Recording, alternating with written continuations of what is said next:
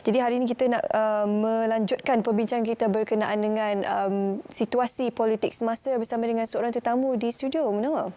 So pasti untuk kita mengupas tajuk berkenaan menerajui Malaysia demi pembangunan dan juga perpaduan. Kita perkenalkan tetamu yang tidak asing bersama kita sejak sebelum PRU lagi.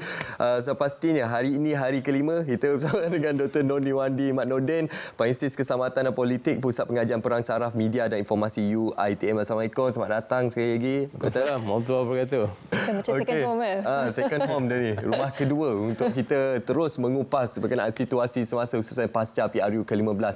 Okey doktor, untuk permulaan ni kita nak ambil terlebih dahulu situasi yang berlaku di negeri Pahang. Bagaimana kita akan melihat gambaran ataupun dinamika politik yang mungkin akan berlaku, mungkin akan sama seperti rentetan di negeri Perak, kerajaan negeri Perak. Adakah situasi sama akan berlaku untuk negeri Pahang, doktor? Saya rasa kalau kita lihat daripada apa yang telah dibincangkan dalam media dan bagaimana perancangan awal ataupun persejak awal dijangka, kita akan melihat pembentukan kerajaan yang hampir sama di negeri Perak di antara Pakatan Harapan dan Barisan Nasional. Sudah tentu pada permulaan apabila ia berlaku di Perak, ia dikata perkara yang mengejutkan. Tetapi setelah ada satu presiden yang berlaku di Perak, maka di Pahang itu mungkin juga akan dilihat seperti salah satu keadaan yang dikatakan boleh memberikan satu bentuk kekuatan di antara gabungan dua parti. Walaupun dia masih lagi agak mengejutkan, sebab ini adalah antara, saya kata, di antara perkara pertama yang pernah berlaku dalam sejarah kerjasama di antara Perikatan Nasional, dia kata Pakatan Harapan dan Barisan Nasional. Okey, kita kena jaga-jaga, takut tersilap sebut parti tu. Kamu parti tu nanti kena belasah dekat media sosial kan. Okey, doktor, apabila kita bercakap berkenaan dengan kerajaan negeri, pasti tumpuan kita juga ke arah kerajaan persekutuan lah. Di mana sekarang ini kita dapat saksikan bagaimana sebenarnya institusi beraja itu memainkan peranan apabila tidak ada satu perkata putus daripada setiap blok-blok gabungan parti ini untuk memberi ataupun mendapat sokongan majoriti. Bagaimana pada pandangan doktor sendiri melihat peranan institusi beraja ini dalam menentukan ataupun menenangkan keraguan, kegusaran orang ramai berkenaan situasi semasa ataupun keadaan parlimen yang tergantung sekarang ini? Saya rasa kita amat bernasib baik kerana kita duduk dalam sebuah negara yang mempunyai satu demokrasi raja berperlembagaan. Jadi apabila kita cakap tentang demokrasi raja perlembagaan, sudah tentu rakyat juga rakyat Malaysia bertuah kerana kita satu kepimpinan di bawah Duli Yang Amat Mulia Seri Paduka Baginda Yang di-Pertuan Agong. Kerana kita harus ingat terdapat elemen-elemen dalam Perlembagaan Persekutuan yang memastikan sekiranya ada berlaku perkara-perkara di luar jangka yang memerlukan intervensi oleh Baginda Tuanku, menjunjung kasih Baginda Tuanku, kita bernasib baik kerana ada satu institusi beraja dan istana yang mampu untuk mengawal keadaan. Dan ini bukan pertama kali berlaku. Kita lihat dalam krisis-krisis politik yang berlaku sejak PRU 14 hingga ke PRU 15 dan ia berulang kembali seperti mana yang dijangkakan. Kita lihat inilah peranan di mana institusi beraja khususnya di Pertuan Agong untuk melaksanakan perkara-perkara yang penting. Kerana kita lihat dalam perkara 43 2B, apa-apa pelantikan Perdana Menteri itu pada khidmat baginda seorang ahli Dewan Rakyat yang dipercayai mempunyai majoriti menjadi Perdana Menteri untuk menguruskan jemaah menteri yang lain. Jadi ini salah satu perkara yang terletak dalam Perlembagaan Persekutuan. Dan kita harus juga dalam perkara 321, Ketua Utama Negara adalah yang di Pertuan Agong. Dan mungkin ramai yang juga tahu pemerintah tertinggi Angkatan Tentera Persekutuan perkara 41 juga adalah yang Pertuan Agong. Dan perkara 321 meletakkan hak yang di Pertuan Agong ini sebagai orang yang perlu diberi keutamaan dalam semua orang dalam persekutuan. Maksudnya, dia adalah antara orang yang tertinggi yang perlu kita lihat. Dan apabila berlaku perkara-perkara seperti ini, kita lihat yang Pertuan Agong telah mainkan peranan dengan penuh hemah dan bijaksana. Ketenangan baginda tuanku melihat pada situasi ini, berjumpa dengan media dan berdasarkan pengalaman-pengalaman yang lampau. Dan hari ini kita ada majlis raja-raja bersidang. Dan ini saya rasa memberi keyakinan pada masyarakat walau apa pun berlaku dalam kemelut politik negara, seperti mana berlaku dalam COVID-19, ada satu fasa, ada satu perkara dalam Perlembagaan Persekutuan yang menjaga rakyat Malaysia, iaitu adalah yang di Pertuan Agong, junjung kasih Baginda Tuanku. Dan sinilah kita rasa rakyat Malaysia merasa lebih selamat, lebih yakin pergolakan politik ini sebenarnya dapat diselesaikan. Walaupun kita tak sabar, bukan kita, ramai semua tak sabar, sebab inilah kemelut politik yang berjalan semenjak PRU 14. Dan PRU 15 apabila kita telah membuang undi, tak hilang dah hilang kan. Masih lagi belum dapat diselesaikan. Tapi kita percaya Baginda Tuanku dapat melaksanakan mekanisme berkaitan dengan kuasa yang ada pada Baginda di bawah Perlembagaan Persekutuan. Ini ramai kan perlu mengiktiraf. Dan kita kena melihat tinggi kepada Perangkat Persekutuan dan rukun negara, apakah sebenarnya yang dirancang untuk meletakkan Malaysia apabila berlaku situasi luar jangka seperti ini. Kita ada langkah-langkah kawalan. Di sinilah beruntungnya kita sebagai rakyat Malaysia. Kita tidak lihat perkara-perkara berhubung demonstrasi, kita tidak lihat perkara-perkara berlaku menipu. Cuma kecaman-kecaman di sosial media itu diharap masyarakat Malaysia dapat kurangkan, kerana mereka juga tergantung kepada perkara-perkara yang boleh mendatangkan ketakutan kepada awam atau komunikasi dan multimedia, dan perkara-perkara ini sebetulnya harus dipahami oleh masyarakat supaya kita lebih bertenang, kita lebih rileks dan memastikan peranan yang di-Pertuan Agong sebagai ketua utama negara itu dapat dijalankan oleh baik oleh baginda. Antara yang menjadi perhatian semalam, kita sedia maklum beberapa parti, antaranya Parti Barisan Nasional dan juga GPS semalam telah pun selesai menghadap ke bawah duli Yang Maha Mulia Sri Paduka Baginda di-Pertuan Agong. Dan antara yang dinyatakan adalah daripada pernyataan Ketua Whip bagi GPS sendiri, Datuk Sri Fadilah Yusof, semalam menyatakan GPS akur terhadap keputusan ataupun titah yang di-Pertuan Agong untuk melaksanakan kerajaan perpaduan. Jadi kita ingin memberikan pencerahan kepada masyarakat di luar sana. Apakah yang kita boleh fahami berkenaan kerajaan perpaduan ini, khususnya dinamika selepas PRU ke-15 ini? Sudah tentu apa yang salah satu cadangan solusi apabila kita menyangkakan penganalisan politik keselamatan, dan kita juga berbincang di sini di ruang yang diberikan oleh baik Selamat Bagi Malaysia di RTM untuk bincang isu politik negara sebelum dan selepas PRU. Dan sebelum PRU telah dibincangkan bahawa tidak akan ada satu gabungan besar. Gabungan besar iaitu Pakatan Harapan, Perikatan Nasional dan Barisan Nasional, disebut dengan jelas dan betul, tidak akan mempunyai satu majoriti. Dan ia berlaku. Dan apabila tidak ada berlaku, maka terdapat pelbagai solusi. Antara solusi yang paling mudah adalah kerajaan campuran, di mana apabila dua gabungan itu bertindak dan akhirnya mewujudkan satu kerajaan. Dan ia lebih kurang semacam kerajaan perpaduan, di mana apabila berlaku sesebuah gabungan-gabungan parti-parti ataupun gabungan-gabungan pakatan-pakatan ataupun barisan perikatan tentu duduk dalam satu gabungan untuk membina kerajaan. Tetapi permasalahannya adalah kerajaan perpaduan itu siapakah anggotanya? Adakah ia merangkumi by party ataupun by coalition? Ini adalah dua perkara yang perlu dilihat.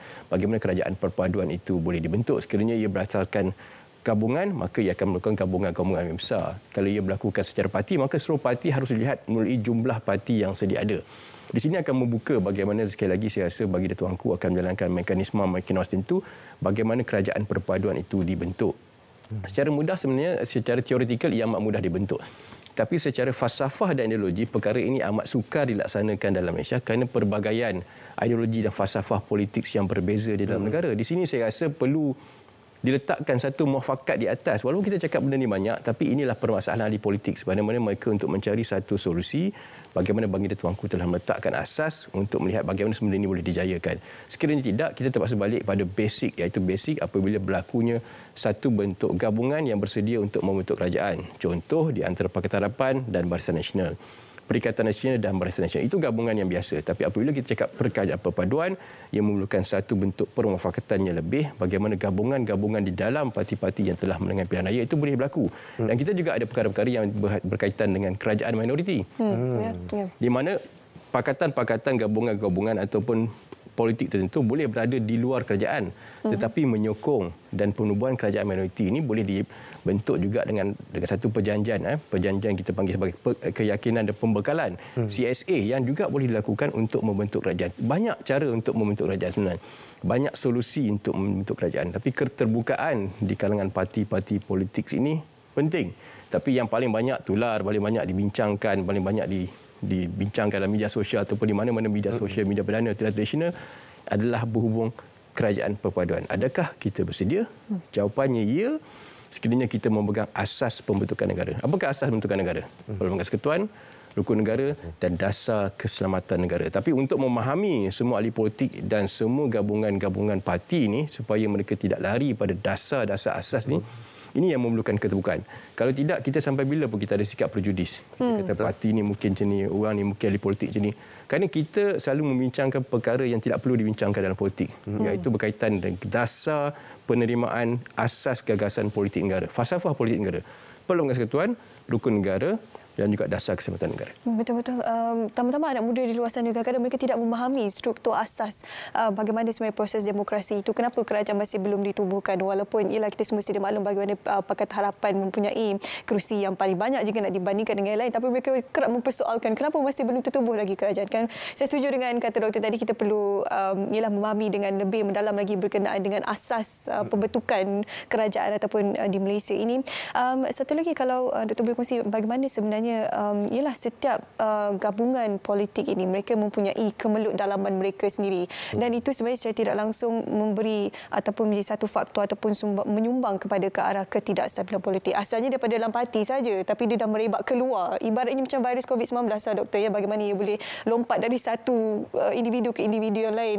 Bagaimana cuma virus ni kita tidak tahu vaksin dia apa lagi. Itulah, tak jumpa lagi. Masih kita tengah buat research lagi doktor. Macam mana ni virus yang ada kat dalam parti ni? Macam mana kita nak berikan, ialah orang kata cari satu solusi ataupun titik persamaan untuk kita. Ialah kita ada banyak lagi masalah yang perlu dihadapi menjelang tahun 2023 doktor. Satu persoalan yang baik adalah di sini kita rasa kita kena membina asas politik negara itu di atas asas yang sebenarnya. Apabila terdapat gabungan-gabungan, contohnya masyarakat ramai yang mengatakan elemen dominasi masyarakat melalui Islam, politik melalui Islam itu penting. Dan sini kita lihat bagaimana PAS menangi undi yang banyak. Antara undi yang terbesar dalam parlimen adalah parti PAS. Dan kita lihat bagaimana berkurangannya parti-parti seperti UMNO dalam kurungan undi. Jadi dominasi politik melalui Islam itu terbentuk. Dan ada parti-parti lain juga yang dikatakan bergerak dalam haluan-haluan tertentu. Tetapi asas yang perlu kita fahami adalah memastikan setiap ahli politik masyarakat Malaysia memegang pelanggan persekutuan, rukun negara dan dasar keselamatan negara. Supaya keterbukaan ini akhirnya masyarakat tidak ada sifat prejudis, sifat salah sangka, sifat ragu-ragu. Jadi keraguan, salah sangka dan prejudis ini sebenarnya membuatkan ahli-ahli politik juga membina konsep politik itu dalam satu jajaran propaganda ataupun strategi komunikasi politik yang berbeza. Dan akhirnya kita berbincang tentang falsafah dasar-dasar yang berat tentang masalah isu-isu berhubung pelanggan persekutuan, isu rukun negara, isu dasar keselamatan negara. Benda ini perlu diselesaikan ke asas. Dan kemelut politik dalaman ini boleh diselesaikan apabila ahli-ahli politik mula melihat negara itu sebagai satu keutamaan, bukan berdasarkan partisan base. Sudah tentu kita terikat dalam elemen kepartian, elemen bentuk hierarkikal yang menjadi satu stereotyping, satu benda yang telah digunakan dalam lama-lama dan banyak-banyak parti dalam negara. Jadi elemen kepartian dan hierarkikal ini sukar untuk diubah. Itu juga mungkin menunjukkan kenapa calon bebas banyak tapi calon bebas tak menang. Jadi apabila ketekatan kepada elemen kepartian hierarkikal ni, maka ia memerlukan satu proses, kena ada satu pengstrukturan daripada bawah sampai ke atas. Jadi ketekatan ini apabila berlaku satu isu-isu berhubungan dengan kemelut kepimpinan, maka ia juga akan membawa kemelut pada parti itu sendiri. Jadi ini perkara-perkara saya rasa yang perlu dipahami dalam kalangan ahli politik, bagaimana untuk membuka isu-isu berhubung kepentingan masyarakat, kepentingan dalam elemen-elemen seperti itu demi kebaikan negara kita. Paling utama adalah kita perlu memikirkan apa yang terbaik untuk negara kita dan mengedepankan perbezaan individu antara satu sama lain, khususnya dalam kita berada dalam kemelut politik yang berpanjangan pasca PRU ke-14 sehinggalah ke saat ini. Pastinya sekarang ini, Doktor, kita nak memberi ruang, kita nak berbincang langsung bersama dengan Mohan Chinnasamy untuk kita mengetahui perkembangan semasa, khususnya apa yang mungkin akan berlaku di pekarangan Istana Negara. Gambaran semasa bagaimana, Mohan Chinnasamy? Terima kasih Munawar dan Syafiqah di studio. Baik, seperti yang anda sedia maklum, saya ketika ini berada di pintu 1 atau pintu utama Istana Negara. Dan untuk pengetahuan anda, selama 3 hari saya berkampung di pintu 2 bagi melihat pada lalu lintas yang melibatkan ahli-ahli politik yang memasuki Istana Negara. Tetapi pada hari ini saya berada di pintu utama atau pintu 1 kerana ia melibatkan kepada perbicaraan khas Majlis Raja-Raja Melayu yang akan diadakan pada hari ini. Dan berdasarkan daripada kenyataan media yang telah dikeluarkan oleh Istana Negara semalam, perbicaraan khas tersebut diadakan bagi membincangkan kepincangan yang berlaku dalam pelantikan Perdana Menteri yang ke-10 dan juga kerajaan persekutuan yang akan mentadbir negara untuk tempoh 5 tahun yang akan datang. Baik, pada masa sama, Duli Yang Maha Mulia Seri Paduka Baginda Al-Sultan Abdullah Yaizuddin Al-Mustafa Billah Shah turut menitahkan supaya rakyat bersabar dan menanti kepada keputusan yang akan dikeluarkan atau kenyataan media yang akan dikeluarkan Istana Negara kerana Baginda yakin mungkin satu keputusan yang konkret dapat diambil dalam menentukan masa depan negara, kerana baginda turut menitahkan bahawa rakyat perlu menghargai masa depan negara kerana ia menentukan hala tuju negara ke arah pembangunan yang mampan. Baik, pada masa sama situasi di sini memang cukup panas. Anda boleh lihat bagaimana keadaan saya ketika ini, dan selain itu kanopi khas turut disediakan kepada pihak media supaya pengamal media dapat melaksanakan tugas liputan mereka dengan keadaan selesa. Selain itu makanan-makanan turut disediakan. Pada masa sama seperti mana anda dapat lihat pagar telah diletakkan di sekeliling pintu utama Istana Negara, dan saya dimaklumkan sebentar lagi kenderaan-kenderaan yang membawa Raja-Raja Melayu akan memasuki istana tidak lama lagi, kerana mesyuarat tersebut akan dimulakan sekitar jam 10.30 pagi. Jadi itu merupakan perkembangan yang saya boleh bawakan kepada anda. Sebarang perkembangan selanjutnya akan saya bawakan dalam berita akan datang. Jadi sekian sahaja laporan saya, kembali ke studio. Okey, baik. Terima kasih Mohan dengan perkembangan situasi semasa di perkarangan Istana Negara yang kami bawakan untuk anda. Sama-sama kita nantikan pada jam 10.30 nanti, dan hasil daripada mesyuarat bersama Majlis Raja-Raja Melayu ini. Kita kembali ke studio bersama dengan seorang tetamu kita bawakan hari ini, iaitu Dr. Nur Nirwandi, untuk kita bercakap berkenaan dengan topik kita sekarang ini. Doktor, kita nak bercakap berkenaan dengan belanjawan negara ni. Masih belum diluluskan, kemelut politik juga tidak diselesaikan. Ramai pejabat awam dah risau dah ni, macam mana gaji tahun depan ni, takut kalau tak lulus, tak lepas, tak ada gaji, tak boleh cari keluarga dan sebagainya. Bagaimana untuk kita bercakap berkenaan situasi bajet ini dan juga kemelut politik pada pandangan Dr. adakah ini boleh diselesaikan dengan segera? Bagaimana untuk kita sekarang ni ada Perdana Menteri caretaker, masih lagi berjalan, dan bagaimana sebenarnya Datuk Seri Ismail Sabri memainkan peranan beliau sebagai Perdana Menteri caretaker dan seterusnya meluluskan bajet? Saya rasa penjawat awam ataupun mereka di luar sana tidak perlu risau. Kita ada yang bahagia, Duli Amat Mulia Seri Pelka Bandar Yang Pertuan Agong untuk melihat kepentingan masyarakat. Sebab itu fungsi Ketua Utama Negara dan Ketua Eksekutif datang pada Yang Pertuan Agong. Tapi apa yang perlu kita lihat pada ini adalah memastikan ahli politik tidak membelakangi keputusan-keputusan yang telah akan diberikan oleh Yang di-Pertuan Agong pada hari ini, ataupun apa saja mendahului keputusan.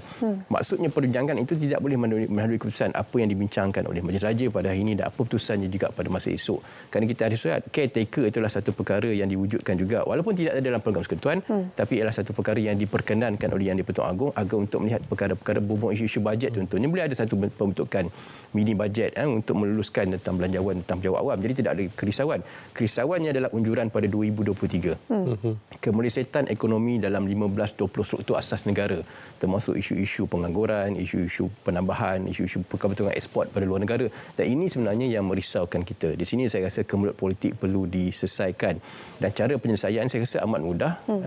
Yang Pertuan Agong harus melihat pada rasional apa yang boleh dilakukan berdasarkan kepada en blok parti-parti mana yang mempunyai kursi yang tertinggi, pakatan mana ataupun barisan mana atau perikatan mana yang dilihat lebih mudah untuk membentuk satu gabungan-gabungan yang lebih baik untuk negara.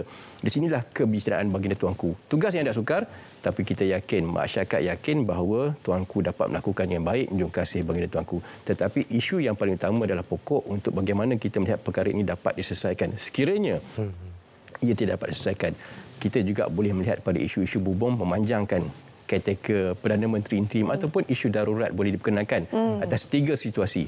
Satu, keselamatan, termasuk keselamatan politik, kehidupan ekonomi dan ketenteraman awam. Dan mungkin itu juga boleh dilaksanakan. Banyak kaedah dan solusi yang boleh difahami, yang boleh dilakukan untuk memastikan perkara ini, termasuk pengisytiharan darurat dalam tempoh 3-6 bulan, mungkin setahun. Dan kita pernah melakukannya semasa COVID-19 kerana kita mempunyai satu keupayaan pejabat awam yang cekap untuk menjalankan segala tadbir urus. Tetapi seboleh-bolehnya kita mahu diselesaikan dalam kerangka politik berdasarkan keputusan Pilihan Raya Umum ke-15. Dan saya rasa isu permasalahan ekonomi tentang bajet sementara, mini bajet, selagi kita ada caretaker government, selagi kita ada kuasa eksekutif pada Yang di-Pertuan Agong untuk melihat pada perkara-perkara berkepentingan masyarakat, baginda Tuanku boleh mengatasi perkara ini dengan kuasa ataupun perkara yang termaktub dalam Perlembagaan Persekutuan. Jadi saya rasa kita tidak berrisau. Yang perlu kita risau adalah bagaimana untuk membina negara. Sekiranya tidak boleh, masih lagi ada perkara-perkara peruntukan tertentu, termasuk pengisytiharan darurat yang boleh digunakan pakai untuk memastikan Malaysia terus selamat, daulat, aman dan sejaras dengan apa yang telah diwujudkan dalam dasar keselamatan negara. InsyaAllah. So, pastinya itu aspirasi kita bersama, Dr. Untuk kita melihat Malaysia terus maju ke hadapan, khususnya dalam kita melihat kestabilan politik negara. Pastinya, kalau kita nilai berkenaan perbincangan khas Majlis Raja-Raja Melayu yang akan berlangsung 10-30 minit pagi nanti. So, pastinya antara dua tumpuan utama seperti yang dinyatakan oleh Doktor tadi berkenaan penumbuhan Kerajaan Persekutuan Baharu dan juga pelantikan Perdana Menteri yang ke-10. Jadi itu dua persoalan utama yang pastinya akan dinanti-nantikan kita semua sebagai rakyat Malaysia pasca PRU ke-15 ini. Jadi berkenaan pelantikan Perdana Menteri yang ke-10 ini, sudah pastinya Perdana Menteri tersebut ataupun wakil rakyat tersebut perlu mempunyai kepercayaan majoriti daripada ahli Dewan Rakyat. Jadi bagaimana Doktor melihat aspek ketokohan sesuatu pemimpin tersebut penting untuk menyatu padukan perbezaan ideologi dan juga falsafah di antara parti-parti yang sedia ada ini? Ketokohan seorang Perdana Menteri negara dalam melihat isu-isu berkepentingan negara bukan seperti mana yang kita ingat mudah. Kerana kita melihat tentang isu-isu geostrategik, isu-isu berkepentingan dasar lawan negara, ketidaktentuan global, unjuran global tentang kemalaysiaan ekonomi, isu-isu berhubung keselamatan tradisional dan bukan tradisional, isu-isu ekstremisme radikal yang berjalan seluruh negara tanpa mengira batas kaum dan agama. Jadi perkara ini memerlukan satu watak yang boleh melihat kepimpinan itu dalam satu perkara yang lebih besar. Bukan hanya permasalahan dalaman dan bagaimana untuk menatapsi dengan isu-isu perkembangan suasana. Kita ada perpindahan ibu kota Indonesia di Nusantara, satu perkataan geostrategik yang boleh memberikan keuntungan secara bersama, dan kita ada tekanan-tekanan pada kuasa-kuasa besar luar, perkara-perkara yang berlaku di India, perkara-perkara yang berlaku di Myanmar, di ASEAN apabila junta mengambil alih satu elemen kepimpinan yang betul demokrasi. So, perkara-perkara seperti ini memerlukan satu ketokohan dan kewibawaan, dan ia juga harus berteraskan salah satu faktor yang penting dalam negara untuk melihat sama ada dominasi politik melalui Islam yang telah diterjemahkan dalam konteks pengundian, dan juga untuk membangunkan negara dalam kerangka perlembagaan persekutuan dan rukun negara itu boleh capai. Jadi kita harus mempunyai satu kewibawaan seperti ini. Bukan bercakap tentang isu-isu bercerita tentang masalah politik, propaganda, politik tidak henti. Dia harus mempunyai satu jurang pemisahan dan juga mengikat perlembagaan persekutuan itu bersama dengan institusi diraja yang juga merupakan salah satu tulang belakang dalam demokrasi raja berperlembagaan. Jadi sudah tentu wataknya satu watak manusia yang berketerampilan, satu watak manusia yang boleh mengikat perkara ini.